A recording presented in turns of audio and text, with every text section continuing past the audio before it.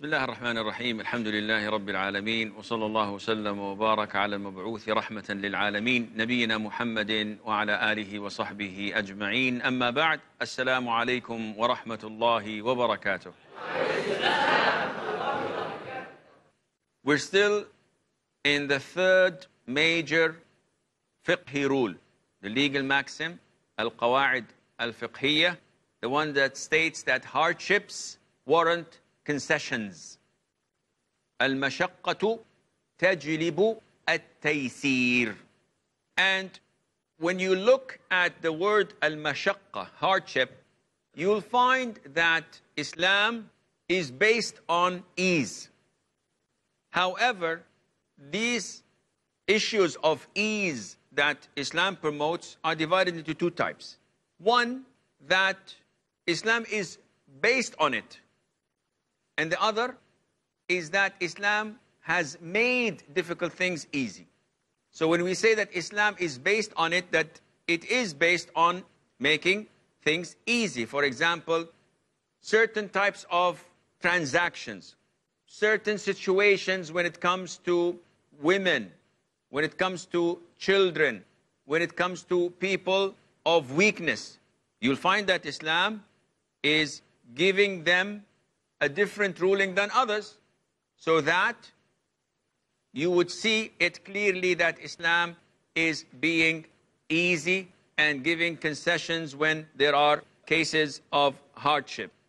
The second type of making things easy and giving concessions is that there are certain sudden needs, there are certain difficulties, there are certain sudden hardships that require to be dealt with in an appropriate way, and this is when Islam gives us the concession. And what is the concession? It is a rukhsah. Concession is a rukhsah, which makes things easier. And it is defined as whatever is permitted to do when basically and generally speaking, it is prohibited. So a rukhsah is defined as the norm, it's haram. But because it's hardship and a difficulty, Allah gives us permission, Allah gives us concession to do it. This is the definition of rukhsah. So, generally speaking, can you perform wudu without water? This is a hardship. What to do? There is a rukhsah. There is a concession. What is that concession? You may use tayammum. So this is concession. Okay, in normal cases, can I use tayammum with the presence of water? No. So this is the norm. And that is why it's called a rukhsah or a concession, because the norm, it is prohibited. You have an exception so that Allah Azza wa Jal would make these hardships easier. Now, concessions have 8 types. Some scholars make them 7, and others add 1 and make them 8. It is good to learn them so that you can see how Islam is making life easier for all of us. Number 1, there is a very big possibility that I may give you a spot question just to check if you are concentrating or not. So be careful. You may get a spot question, especially if I see you talk to each other or giggle a little bit, then I may give you that question. What are we talking about?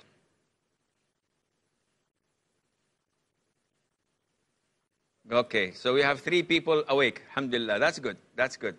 8 types of concessions. Number 1, rukhsatul isqat. Rukhsatu al-isqat, the concession to dismiss. When it becomes hard, Islam dismisses things for you.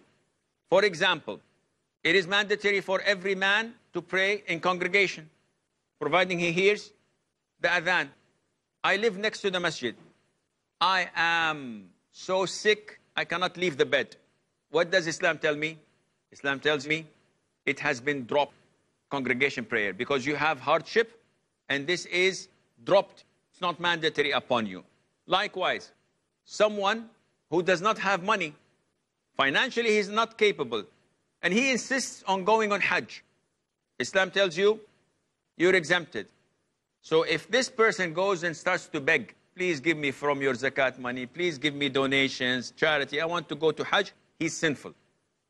Because Allah Azza wa Jal has dismissed this for him. And likewise, if you look at women, slaves, travelers, ill or sick people, they are all exempted from attending Friday Salah, Salatul Jumu'ah, every Friday. They have an exception. They have the concession from Allah Azza wa Jal. So this is the concession of dismiss. It is dismissed, khalas, you don't have to do it. As long as the hardship is there. Of course, if a sick person becomes well, then this concession is gone. 2, the concession to lessen, to reduce. And this is called رخصة التنقيص من النقص وهو, and this is reduction.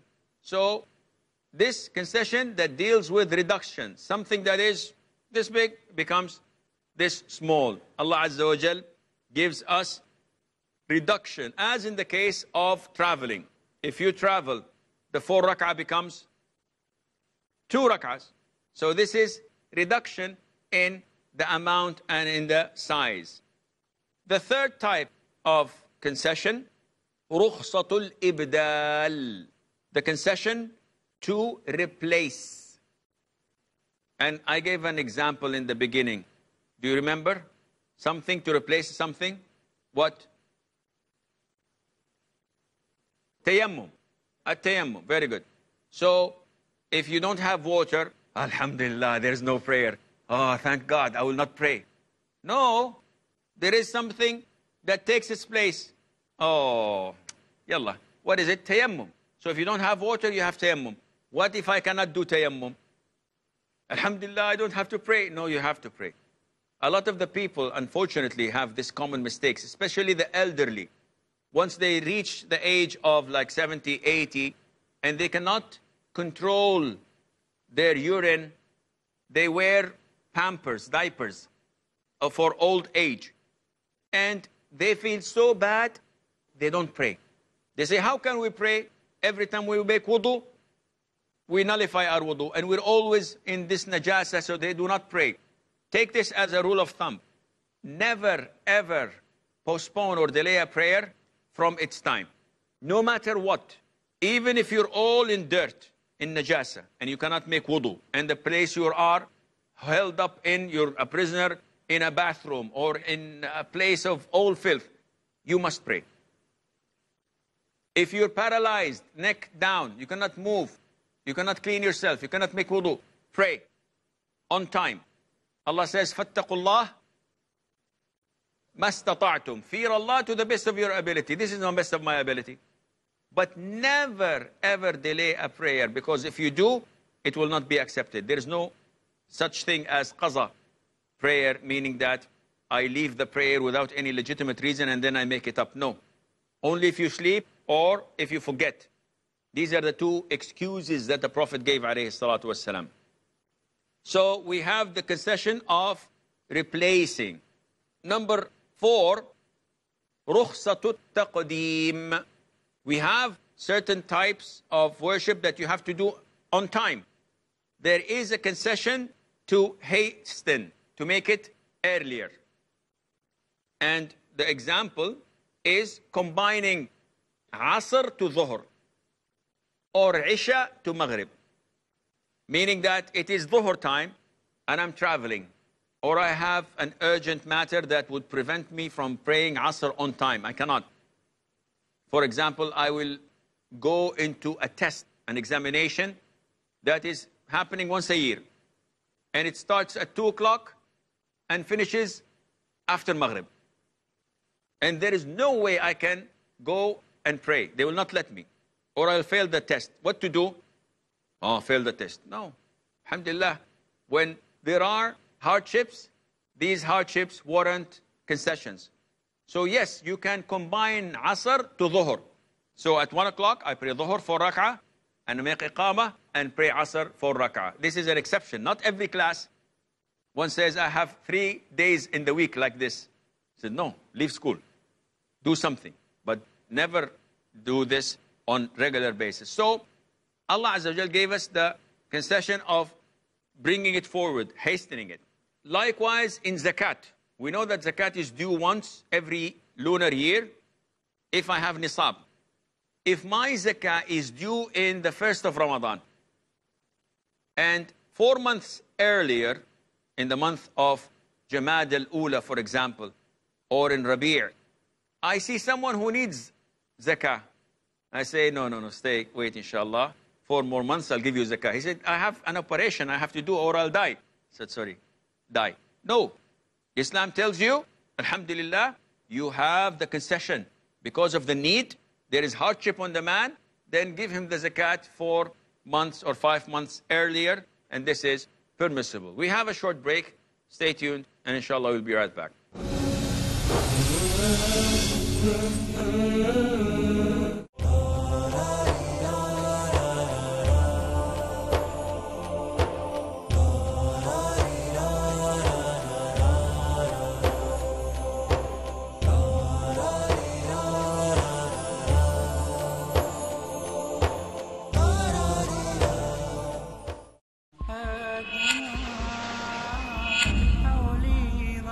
What is the meaning of the word fundamentalist?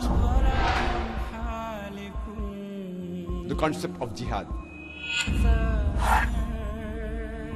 Who are terrorists? Watch Dr. Zakir Naik. Who marry more than one wife. They are labeled as terrorists, fundamentalists, who spread the religion with the sword. Misconceptions about Islam in Truth Exposed. Next on Peace TV.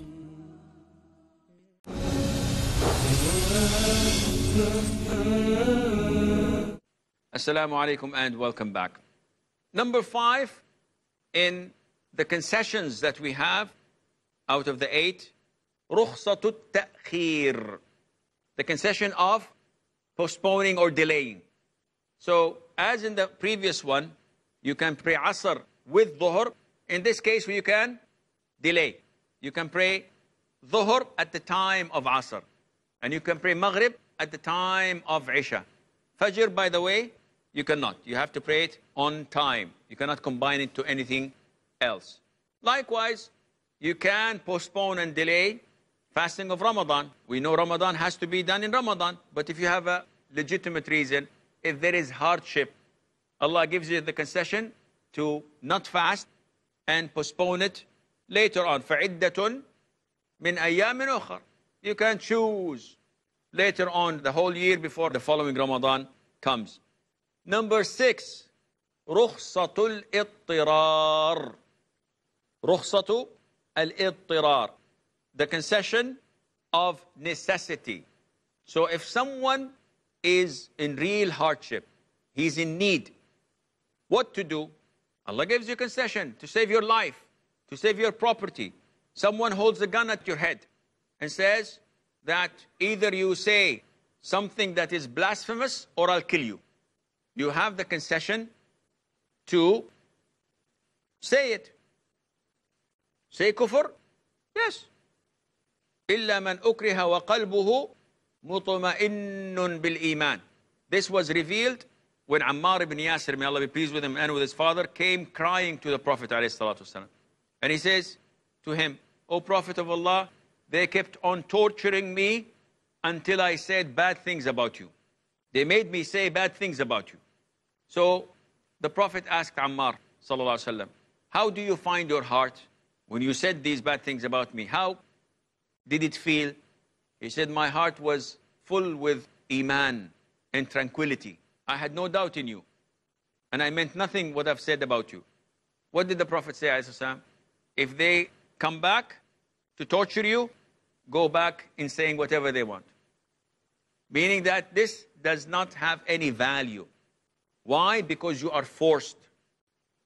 And being forced is one of the things that allow you to get concessions. And we will get to talk about this later on, inshallah, because being forced is divided into different types.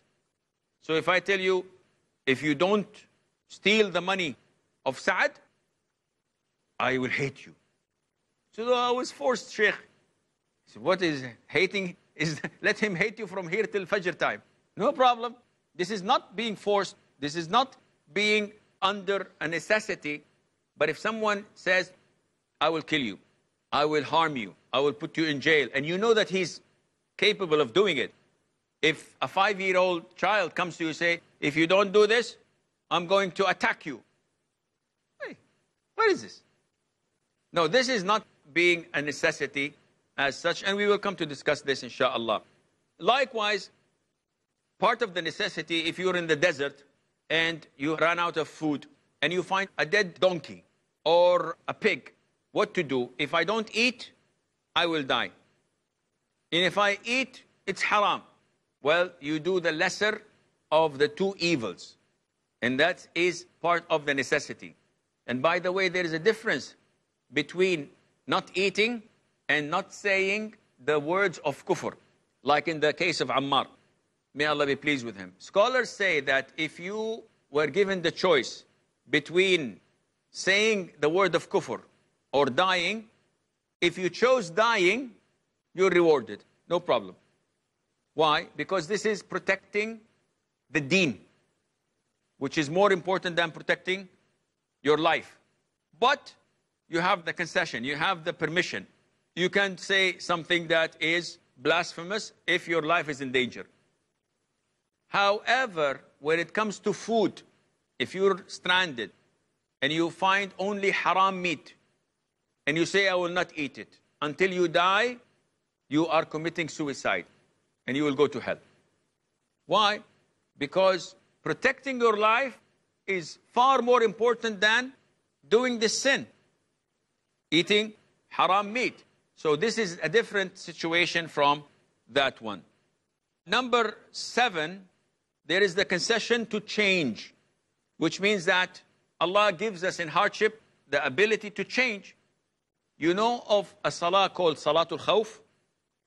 This is the prayer of fear, and it takes place when you are in the battlefield. In this prayer, you change it from 4 to 2. You change the Qibla. You may pray and the Qibla is behind you. You may bow and prostrate with your eyes because you're holding the gun. So you cannot tell the enemy, 1 second please. And you make sujood. You will not raise your head. So Islam gives you this concession of change. You change the ibadah, but of course not from your own head, in accordance to what is necessity. And finally, the concession of choosing. And this is part of the concessions of Islam. Allah is making life easy for us. If I say, Wallahi, I will not eat tomorrow in your house, and half an hour later, you call me and say, Tara, my wife is doing this beautiful meal you like. She's doing the biryani with garlic naan. Oh, this is killing me. So I say, what to do? Islam tells you, give expiation, kafarat yameen.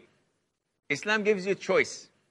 Either you free a slave or feed 10 people from the middle of what you eat usually, or clothe them.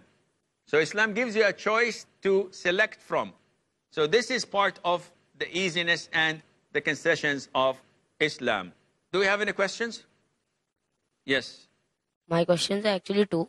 First is that you said that while like if we are stranded in a desert or something and we cannot find anything except haram meat, so we can eat it. So my question is like, how much can we eat? Like, does that mean that, okay, we found, so like we feast on it or we eat some of it? And the second is that if a person, while protecting another person, if he gets killed, like for example, the Sahabas did that, they made themselves a shield for the Prophet. Now he was a Prophet.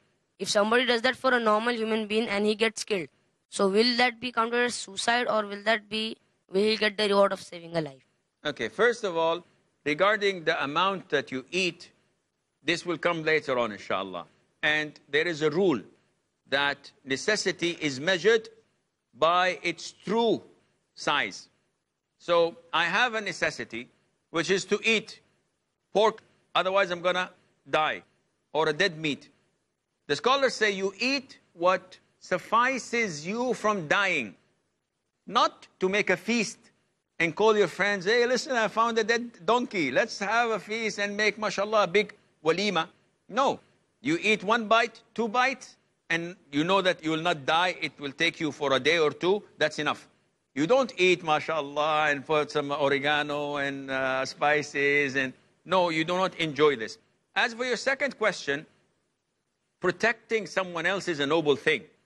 But if usually people don't think, when this situation takes place, it's either me or him.